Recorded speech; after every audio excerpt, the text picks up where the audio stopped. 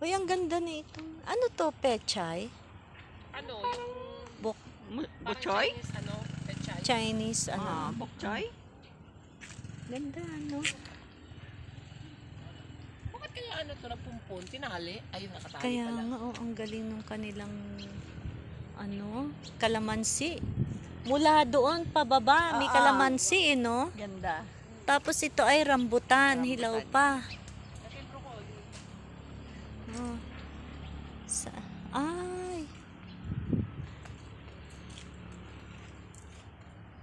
Ito. Siya yung bagyo pechay. Ang tawag doon. Ang tawag doon, yung napa. ang Pechay ganda. kaya? Bokchoy? Hindi ako Hindi, pechay. bokchoy. Napa, yung gumagano na pechay. Yung ginagawang kimchi.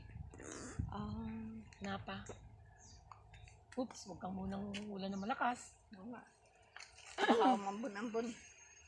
Tapos kangkong na yun. Kangkong. Kangkong, di ba?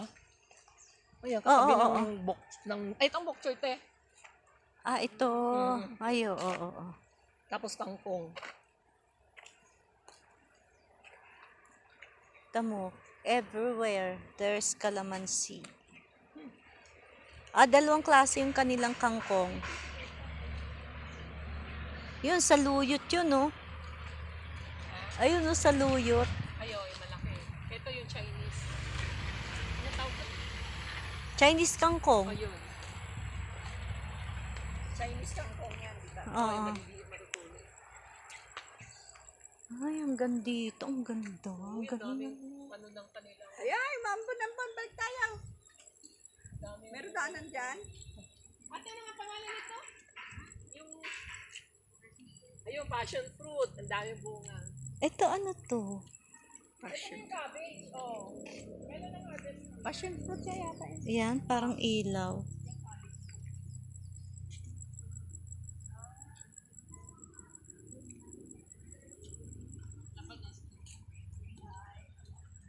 Hindi pag linggo, ang dami ng tinda. Ubus ulit. Magdating ng linggo. Ma-harvest na nila ng cabbage. Yung ano, labas na. Lalabas na. Ay, oo. Nagtanim ako niyan sa bote.